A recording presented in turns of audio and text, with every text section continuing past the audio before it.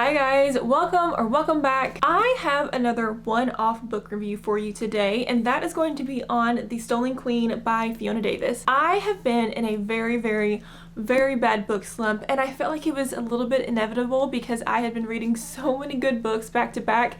It was almost just in the cards for me to have a book slump after that. I had all those great books stacked, and then all of a sudden I had like 4 or 5 books that were either like I seriously disliked or were just kind of like meh, and this book was one of the first steps into getting me back into a good reading groove. Getting in a book slump is rough. It is hard to get out of it. It just makes you not excited to read, and I feel like even if you have the potential to read a really great book, it still is hard to get into it. Even if it is a good book, like just getting past that first little bit of setting the story up is so much harder when you're in a bad book slump, and this book has been the first step into getting me out of that, which I'm very grateful for. And I just absolutely loved this book, and it has introduced me to Fiona Davis, which I believe this is the first book that I've read by her. This book takes place in a kind of a dual time period. This follows our main character, Charlotte. The book starts out in the 1930s.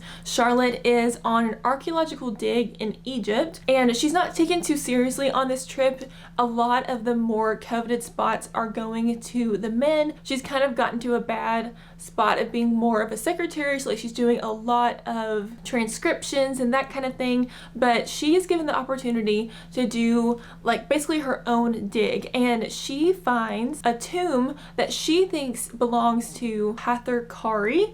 I'm probably not saying that right. Actually, I need to look this up. Okay, I couldn't find anything on how to pronounce this word, so which is because I'll get into that, but I'm just gonna say Hather Kari. Hather Kari. In this book, Hather Kari is an Egyptian pharaoh, and it is very strongly based off I don't know how to say that word either.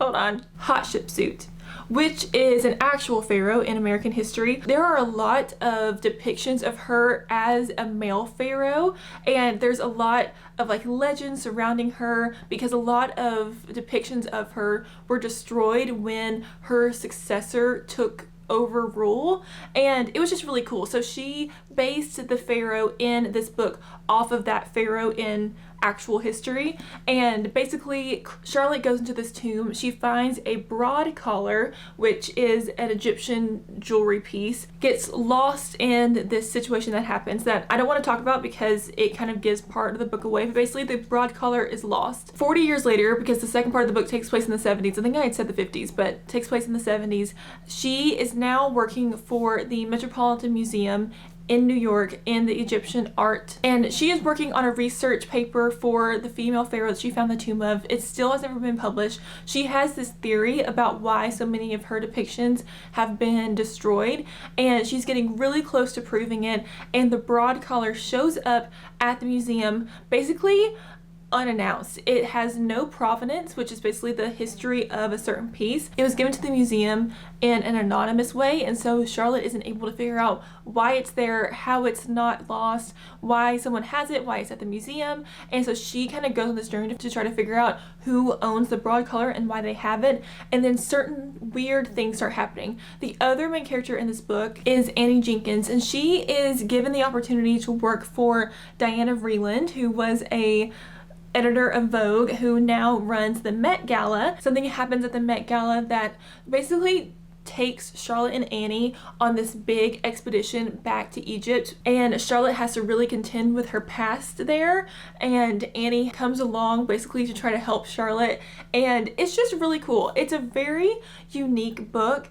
I saw a video on Fiona Davis, and she said that she did a lot of research into the Met and the Met Gala. You can tell that in the book. Like, it's so unlike any other historical fiction that I've ever read, and I am a little bit obsessed with Egyptian history. I don't know why, that's always been so interesting to me, and so to read this set in Egypt, plus you have that kind of fashion twist with the Met Gala and Diana Vreeland, it's just a book that is right up my alley, and I really enjoyed it. I felt like it had a pretty good pace. I gave it 4 stars. It wasn't a full 5-star book for me, but I did really enjoy it, and if you have any interest in Egyptian history or the Metropolitan Museum or the Met Gala. I think you'd absolutely love this book, and it has really introduced me to Fiona Davis's writing. After I finished this book, I started looking into some of her other titles because I want to read more by her, and she has one that's set at Radio City Music Hall about the Rockettes, and I immediately ordered that one because I am so gonna read that one this year during Christmas. I wanted to give you a little mini review on this book because I really enjoyed it, and there were these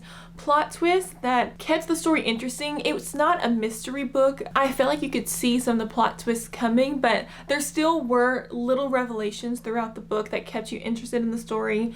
I felt like the description of everything was really good. One of my only issues with this book is that it takes them pretty far into the book to go back to Egypt. Really, a lot of the story happens in the flashback to Egypt and then in New York City at the Met Museum, and so don't go in thinking that it's all going to be set in Egypt or that there's going to be a lot of like descriptions about Egypt, because it's very, even though it's set in Egyptian history, I would say a good portion of the book takes place at the Met Museum, which I honestly loved as well. So really enjoyed this book. Would highly recommend it to you if you are a historical fiction lover, if you are interested in any of those things that I said before. I loved it, and I hope you read it as well. Thank you so much for watching, and I will see you with the next video.